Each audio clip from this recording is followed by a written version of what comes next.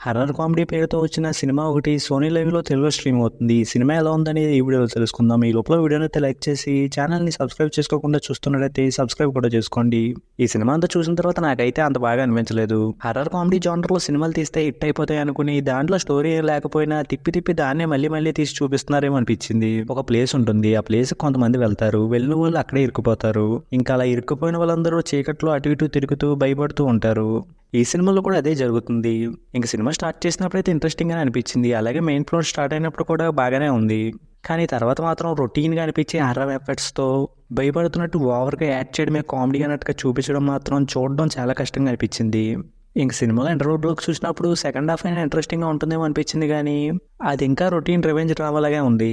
ఇంక సినిమా క్లైమాక్స్‌ని అయితే చాలాసేపు లాగి వదిలిపెట్టారనిపించింది. ఇంక సినిమాలో ఉన్న సాంగ్స్, బ్యాక్‌గ్రౌండ్ స్కోర్ కూడా నాకైతే అంత బాగా అనిపించలేదు. ఇంక ఫైనల్‌గా మీరు కనుక బాగా ఖాళీగా ఉండి ఇలాంటి రొటీన్ హర్రర్ కామెడీ సినిమాని చూద్దాం అనుకుంటే చూడొచ్చు. ఇంక ఈ సినిమాకి నేను ఇస్తున్న రేటింగ్ అయితే 2/5. ఇక వీడియోని క్లోజ్ చేసే ముందు అయితే వీడియోని లైక్ చేసి ఛానల్ని సబ్స్క్రైబ్ చేసుకోకపోతే సబ్స్క్రైబ్ కూడా చేసుకోండి.